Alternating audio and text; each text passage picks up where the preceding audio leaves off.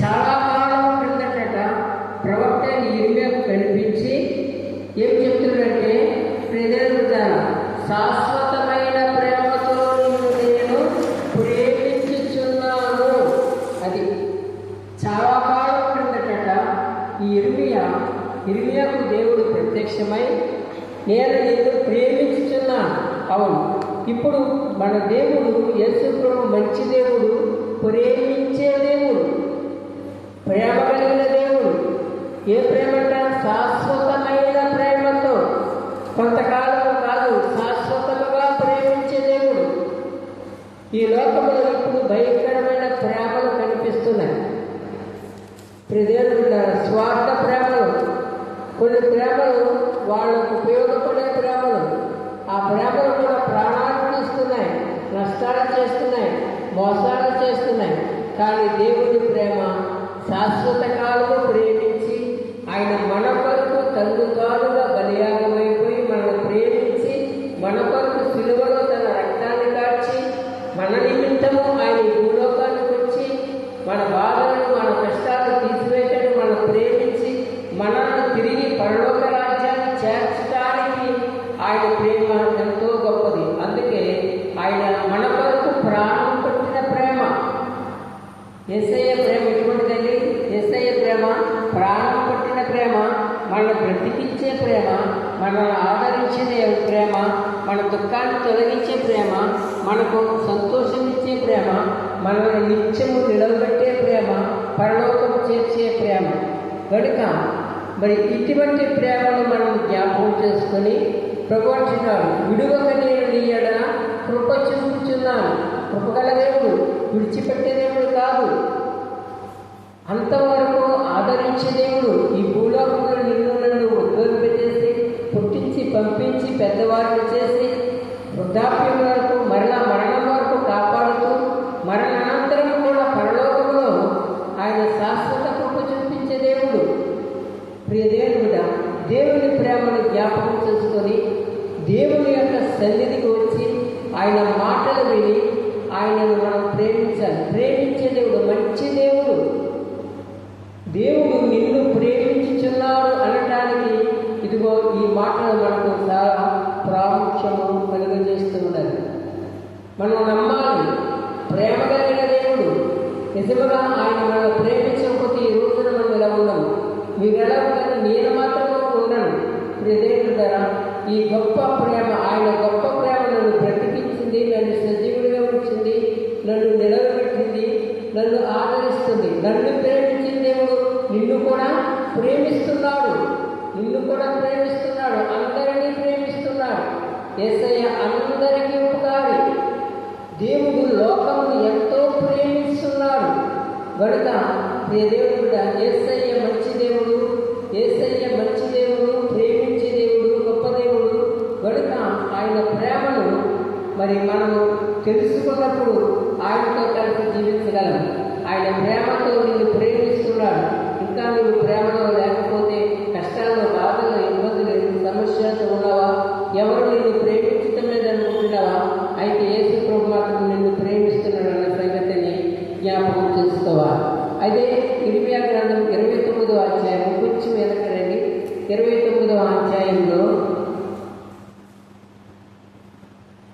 29వ అధ్యాయము 11వ విషయంలో ఈ విధముగా ఉన్నది. నేను మిమ్మల్ని గురించి ఉద్దేశించిన సంగతులను నేను ఎరుగుదును. రాబో కాలం ముందు మీకు నిరీక్షణ కలిగినట్లు అవి సమాధానకరమైన ఉద్దేశములే కానీ హానికరమైనవి కావు. ఇదే దేవునికి స్తోత్రం. ఎందుకంటే దేవుని ప్రేమ ఎంత గొప్పదంటే మనలను ఏం చేయాలంటే రాబో కాలం ముందు మీకు నిరీక్షణ కలిగినట్లు అవి సమాధానకరమైన ఉద్దేశములే కానీ హానికరమైనవి కావు. ఇదే యెహోవాకు. దేవుడు మనకు సమాధానం ఇచ్చే దేవుడు, హాని చేసే దేవుడు కాదు. యేసు ప్రభు ఎవరికి హాని చేసే దేవుడు కాదు, సమాధానం కలిగజేసే దేవుడు, సంతోషం ఇచ్చే దేవుడు, ఆనందం ఇచ్చే దేవుడు. ప్రభు మంచి దేవుడు. గనుక ప్రియదేవుడు అంటున్నాడు, నేను మిమ్మల్ని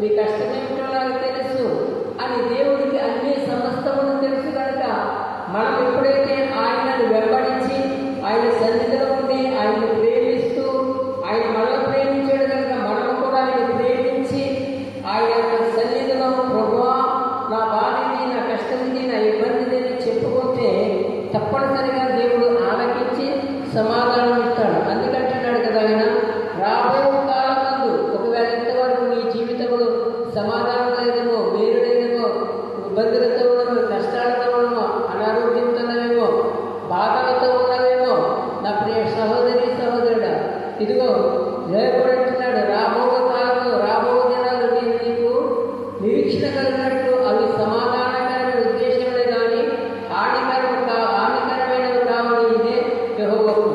ఆ దేవుడు నమ్మితే దేవుడు ఎదురు వస్తే నీకు హాని జరగదు.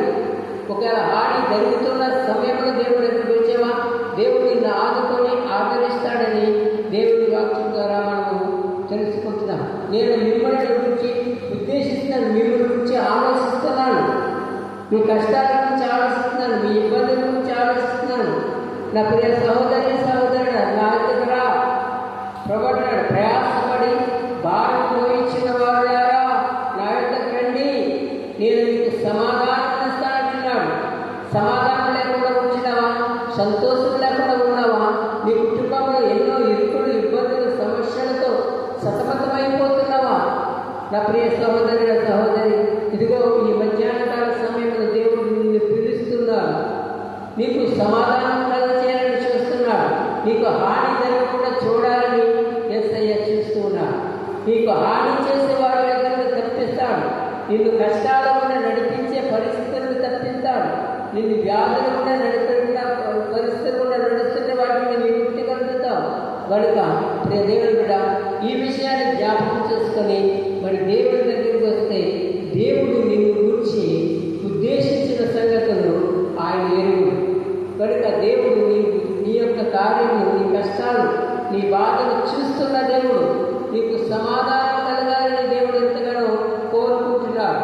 నీకు మేలు చేయాలని ఆయన చూస్తున్నాడు. నీకు ఇబ్బందులను తప్పించాలని ఆయన చూస్తున్నాడు. వస్తావా? యేసు ప్రభు నమ్ముకుంటావా? యేసు ప్రభు మంచి దేవుడు, అందరికీ ఉపకారి.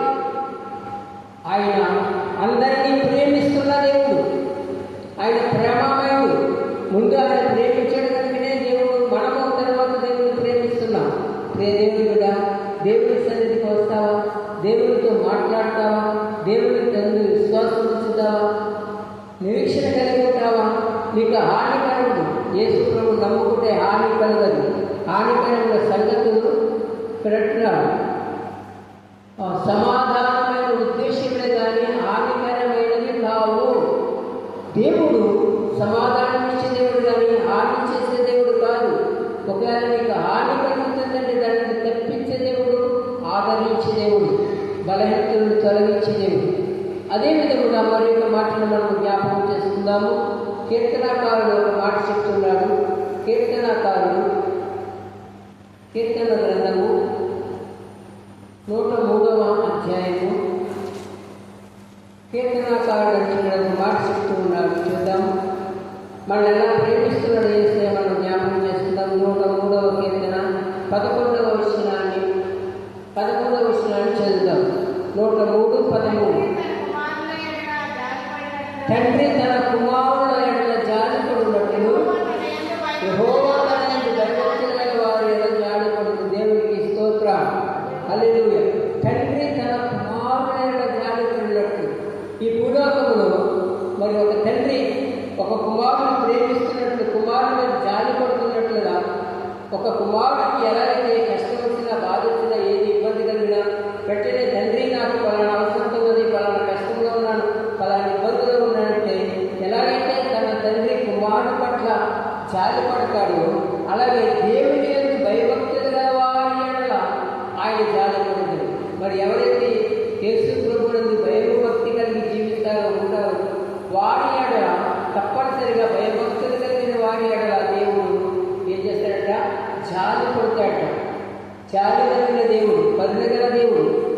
ఈ లోకంలో మన మీద ఎవరికైనా జాలి ఉండొచ్చు, ఉండకపోవచ్చు. నిజమే. ఈ లోకంలో చాలా జాలి కరువైపోయింది ప్రియదేవుడు కూడా.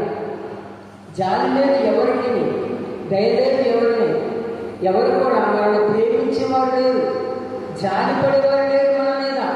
నువ్వెన్నో కష్టాలు, బాధలు, ఇబ్బందులు ఉన్నప్పటికీ నీ పైన జాలి పడేవారు ఒక్కరు కనిపించటం లేదు. కారణం ఏమిటంటే పరిస్థితులు అటువంటివి. మరి దేవుడి యొక్క జాలి, దేవుడికి భయభక్తి కలిగి ఉంటే, నువ్వు నిజంగా దేవుడిని ప్రేమించి ఆయన చెప్పినట్టుగా నువ్వు నడిస్తే ప్రభువు నీ మీద జాలిపడి నీకేదో అవసరమో, నీ అక్కడేమిటో, నీ బాధలేమిటో, నీ ఇబ్బందులేమిటో, నీ సమస్యలేమిటో, నీ కుటుంబ పరిస్థితులు ఏమిటో ఆయన తెలుస్తుంది. ఆయన నీ మీద జాలిపడి వీటన్నిటి నుండి తప్పిస్తాడు. నీ కష్టములు తప్పిస్తాడు, నీ కుటుంబం తప్పిస్తాడు, వ్యాధి బాధలు కలగకుండా తప్పిస్తాడు, శోధన రాకుండా తప్పిస్తాడు, కాపలా ఉంటాడు. ఇప్పుడు దేవుడా ఆ విధంగా దేవుని యొక్క ప్రేమ గొప్పది. ఒక తండ్రి తన కుమారుడి మీద, చూడండి పిల్లలంటే తల్లిదండ్రులు ఎంత ప్రేమ, వాళ్ళకి ఏదైనా బాధ వస్తే ఎలాగా ఓర్చుకోలేరు, ఆ బాధను చూసి కష్టపడతారు, దుఃఖిస్తారు, వేదనిస్తారు.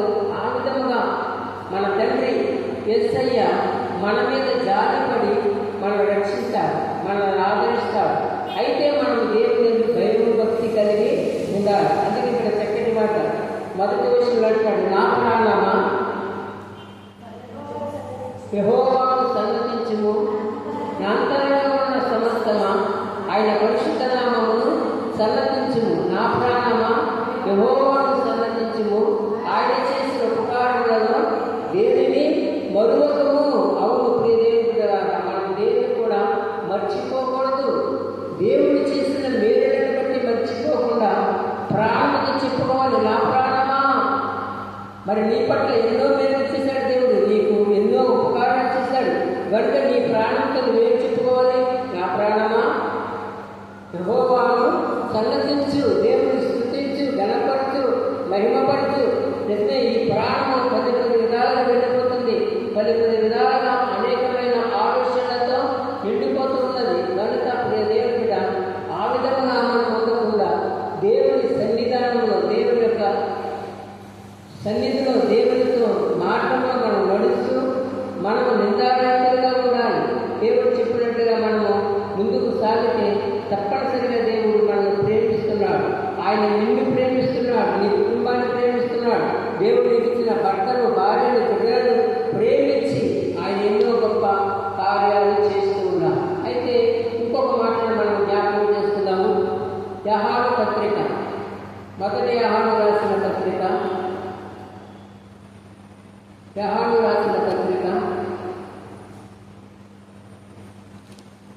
4వ అధ్యాయము, మొదటి యోహాను రాసిన పత్రిక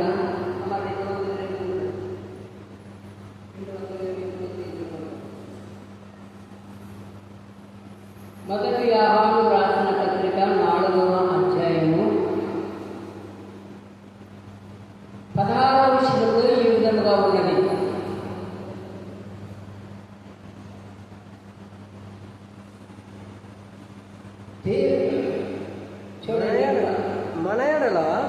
మన ఎడల దేవునికి ఉన్న ప్రేమను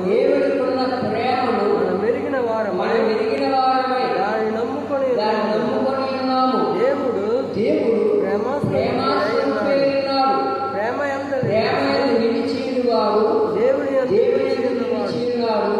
దేవుడు వాని యందు నిలిచియున్నాడు. దేవుడికి స్తోత్రం. హల్లెలూయా, హల్లెలూయా, హల్లెలూయా. ప్రియ దేవుని బిడ్డలారా, మన ఎడల దేవునికి ఉన్న ప్రేమ నిజమే.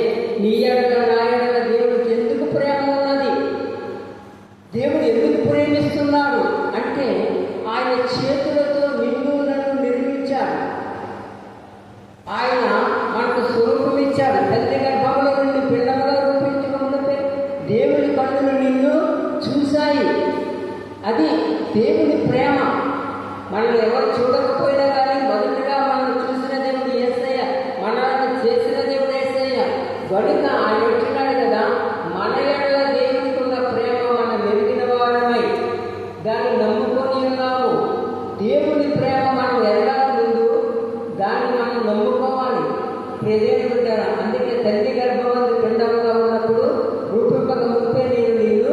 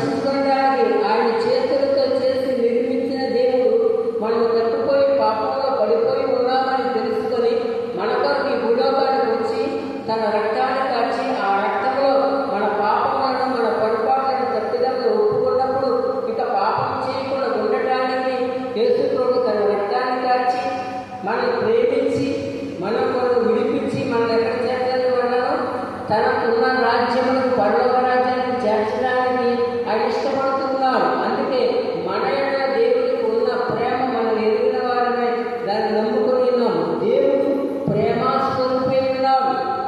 దేవుడు ప్రేమాస్వరూపి. దేవుడు ఎంతగా ప్రేమిస్తాడంటే అంత ప్రేమస్వరూపి. నిజమే, మనం ఎలాంటి వారైనా దేవుడి దగ్గరికి వస్తే మార్చబడతాం. త్రాగుబోతులు మార్చబడుతున్నారు. దేవుడి దగ్గరికి వచ్చినప్పుడు, దేవుడి మాట విన్నప్పుడు త్రాగుబోతులు మార్చబడుతున్నారు. ఆయన ప్రేమ అటువంటిది. ఆ యొక్క ప్రేమ త్రాగును కనిపిస్తుంది, వ్యభిచారం కనిపిస్తుంది, దొంగతనాలు కనిపిస్తుంది, జోదగాలు మారుస్తున్నారు, నరహంతకులు మారుతున్నారు. ఎంతో మంది మార్పు చెందుతున్నారు యేసు ప్రభు దగ్గరికి వచ్చి. యేసు ప్రభు ప్రేమను ప్రేమించే దేవుడు, శిక్షించే దేవుడు కాదు, మరి మనల్ని ద్వేషించే దేవుడు కాదు, చేర్చుకునే దేవుడు, పిలిచే దేవుడు. దేవుడు అందుకే ఇక్కడ ఈ మాటలు మనం జ్ఞాపకం చేసుకున్నప్పుడు ఈ యోహాను గారు దేవుడి యొక్క ప్రేమ ఎంతగా వ్యక్తం చేస్తున్నారు చూడండి. తెలుసుకున్న దేవుడు ప్రేమాస్వరూపి ఉన్నాడు. ప్రేమ ఎందుకు నిలిచివాడు దేవుడు ఎందుకు నిలిచినాడు. ఎవరైతే ప్రేమ నిలబడి ఉంటారో దేవుడి దగ్గర ఉన్నట్టే. ప్రేమ లేనప్పుడు దేవుడు ఎరగడు. చాలా మంది అంటారు నాకు దేవుడు అంటే చాలా ఇష్టం అని అంటారు. లేదు లేదు, నువ్వు దేవుడు తెలుసుకుంటే దేవుడి దగ్గర ఉంటావు. దేవుడు ప్రేమిస్తే దేవుడి యొక్క ప్రేమను తెలుసుకుంటే అద్భుతంగా దేవుడి సన్నిధిలో ఉంటావు. దేవుడి మార్గంలో నడుస్తావు. అందుకని ప్రేమ స్వరూపినాడు, ప్రేమ ఎందుకు నిలిచివాడు, దేవుడు ఎందుకు నిలిచినాడు, దేవుడు వాణి ఎందుకు నిలిచినాడు. దేవుడి స్తోత్రం. ఎప్పుడైతే నువ్వు ప్రేమ ఎందుకు నిలిచి ఉంటావో దేవుడు నీ దగ్గరే ఉంటున్నాడు, నీ కుటుంబంలో నీతోనే ఉంటున్నాడు. నీ వెళ్ళే ప్రతి పనిలో ప్రతి స్థలంలో దేవుడు నీకుండి నిన్ను ప్రేమించి నిన్ను విడిపించి కాపాడుతున్నాడు, ఆదరిస్తున్నాడు. నిజమే దేవుడు ఈ రోజు నేను ఈ విధంగా నిలబడి చెప్తున్నానంటే దేవుడు నన్ను ప్రేమిస్తున్నాడు కనుక, ఆయన ప్రేమ ఉన్నది కనుకనే మీ మధ్య ఉండి దేవుడి ప్రేమను వెల్లడి చేయగలుగుతున్నాను. అయ్యా ప్రియ దేవుడి ద్వారా దేవుడు ప్రేమాస్వరూపి అయినాడు. అందుకే మరి ఒక మాటలు మనం జ్ఞాపకం చేసుకుందాం. చూడండి, 19వ వచనంలో కూడా చేద్దాం. ఎందుకు దేవుడు ప్రేమ అయినాడు, దేవుడు ప్రేమిస్తున్నాడు అంటే 19వ వచనం, ఆయనే మొదట మనల్ని ప్రేమించేందు కనుక మనము ప్రేమించి ఉన్నాము. చూడండి 19వ వచనం, ఆయనే మొదట మనల్ని ప్రేమించేందు కనుక మనము ప్రేమించుచున్నాము. దేవునికి స్తోత్రం. ముందెవరు ప్రేమించారు? యేసు ప్రభు ప్రేమించారు. నిజమే, ఈ రోజుల్లో ఎంతో మంది భయంకరమైన క్రూరులుగా ఉంటున్నవారు, చోదమాడుతున్నవారు, త్రాగుడులో ఉన్నవారు, భయంకరమైన దర్శనాలతో ఉన్నవారు, భయంకరమైన పరిస్థితుల్లో అనారోగ్యంతో ఉన్నవారిని దేవుడు ప్రేమించి జైల్లో ఉన్న వారితో మాట్లాడుతున్నాడు. దేవుడు జైలుకి వెళ్ళిపోయిన వారిని ప్రేమిస్తున్నాడు, నరాధికారిని ప్రేమిస్తున్నాడు, ప్రియదేవుడు త్రాగుబోతులను ప్రేమిస్తున్నాడు. ప్రియదేవుడుగా మరి దేవుడు ప్రేమించే దేవుడు. అందుకని అన్నాడు ఆయన మొదట మనల్ని ప్రేమించేది కనుక మనము ప్రేమించుతున్నాము. ముందాన్ని ప్రేమించాడు కనుక మనము తర్వాత దేవుడు ప్రేమిస్తున్నాం కనుక యేసు ప్రభు మంచి దేవుడు, యేసయ్య మంచి దేవుడు, ప్రేమించే దేవుడు, రక్షించే దేవుడు, విడిపించే దేవుడు, ఆదరించే దేవుడు, ఆదుకునే దేవుడు, ఒక తల్లిగా తండ్రిగా నీకు ఉండే దేవుడు యేసయ్య. నీకెవరు ఈ లోకంలో లేరు కనుక ప్రియ దేవుడు ఆ విధముగా దేవుని ప్రేమను గుర్తిరిగి ఆయన ప్రేమలో వెళ్ళినాడు కనుక 16వ విషయం మనం చూస్తే మన ఎడల దేవునికి ఉన్న ప్రేమ మనం ఎరిగిన వారని మనం తెలుసుకోవాలి. దేవుడు అందరినీ ప్రేమిస్తున్నాడు. అందుకే దేవుడు లోకం ఎంతో ప్రేమించెను కాగా తన ప్రతి కుమారుని విశ్వాసం ప్రతివాడు నశింపక నిత్య జీవం పొందినట్లు ఆయనను మనకు ప్రేమించాను. గడుక దేవుడు మనల్ని ప్రేమిస్తున్నాడు. లోకంలో ఉన్న వారందరినీ ప్రేమిస్తున్నాడు కనుక మనము కూడా దేవుడిని ప్రేమిస్తే దేవుడు అద్భుతమైన రీతిలో నిన్ను కరుణించి ఆదరించి ఈ విషయంలో ప్రభు మంచి కార్యం చేయగలడని తెలియజేస్తున్నాం. ఆ పైగా ఒక మాటను చూసుకొని మనం ముగించుకుందాము వాక్యాన్ని. దేవుడు జెఫన్యా గ్రంథము 5వ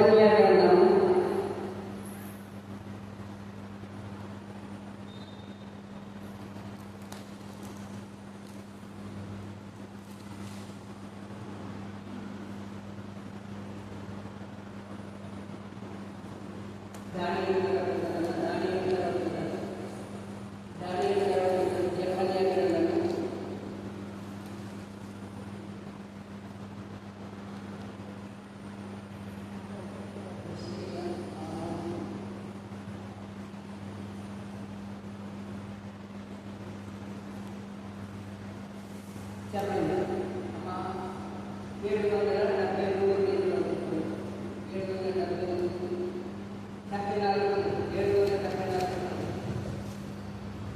జకర్యా గ్రంథము 3వ అధ్యాయము 17వ వచనంలో ఈ విధముగా మరి దేవుని ప్రేమను మనకి వ్యక్తపరుస్తూ ఉన్నాడు. జకర్యా గ్రంథము 3వ అధ్యాయము 17వ వచనం, నీ దేవుడైన యెహోవా నీ మధ్యన ఉన్నాడు. ఆయన శక్తిమంతుడు. ఆయన మిమ్మల్ని రక్షించును. ఆయన బహు ఆనందముతో మీ యందు సంతోషించును. మీ యందు తనకున్న ప్రేమను బట్టి శాంతము వహించి మీ అందరి సంతోషించేత ఆయన హర్షించును. దేవునికి స్తోత్రం. హల్లెలూయా.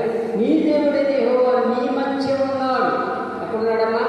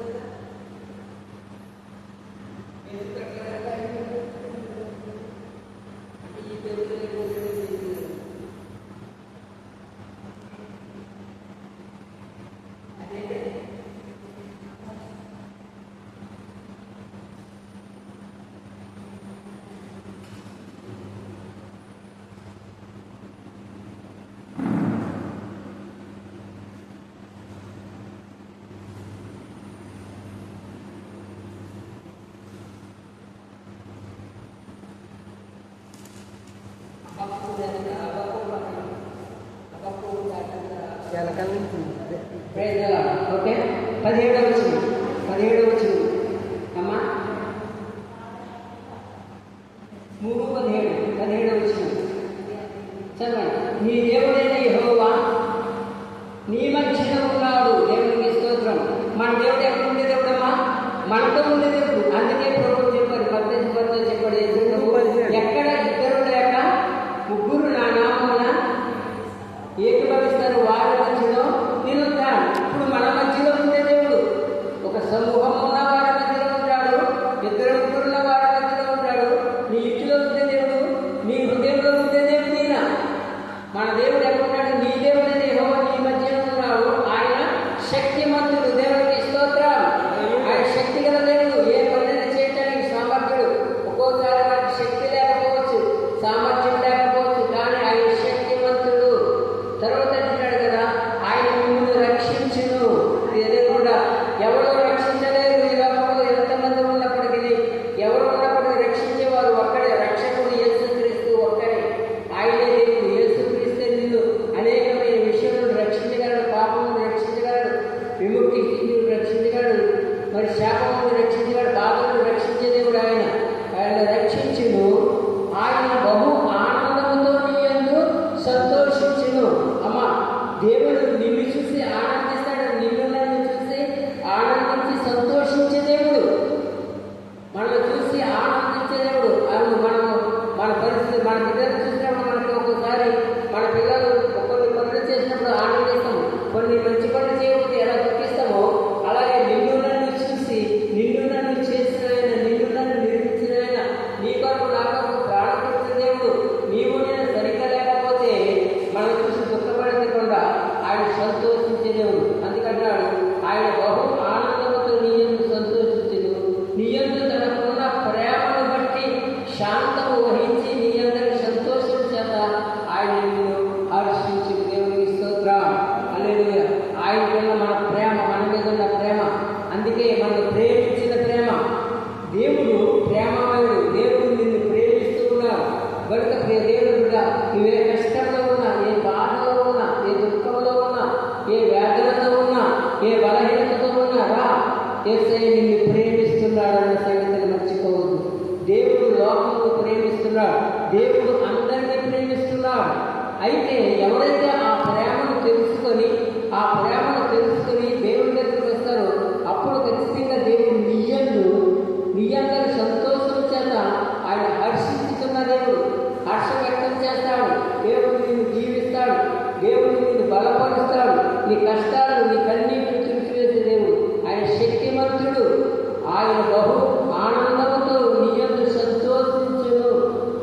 యందు తనకున్న ప్రేమ బట్టి శాంతము.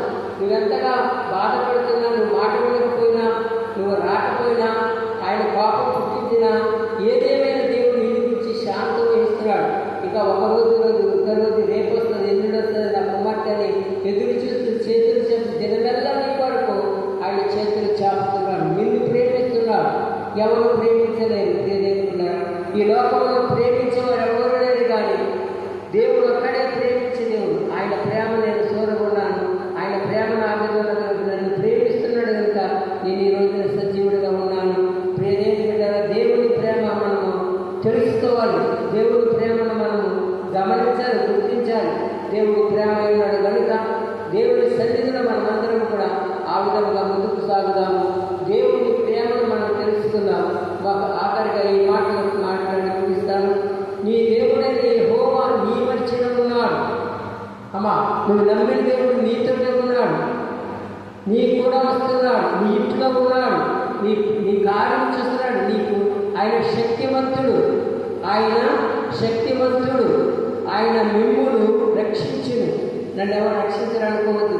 నా బాధలు ఉన్నాయి, నా కష్టాలు ఉన్నాయి, నాకు ఎవరు శక్తిని, నా వెనకాల ఎవరు లేదనుకోవద్దు. నీ వెనకాల ఉన్నాడు శక్తివంతుడైన దేవుడు ఉన్నాడు. నీకు కావాల్సినవి, నీకు అవసరమైనవి, నీకు ఉన్నవన్నింటినీ దేవుడు సమకూర్చి న్యాయం జరిగించే దేవుడు. అయితే అంటున్నాడు, ఆయన బహు ఆనందంతో నీ యందు సంతోషించును. నీ యందు తనకున్న ప్రేమను బట్టి శాంతి వహించి నీ యందు సంతోషం చేత ఆయన హర్షించును. దేవుడు ఈ మాటలు మనం వింటున్నాం. ఆశీర్వదించి బలపరచును గాక. ఆమేన్.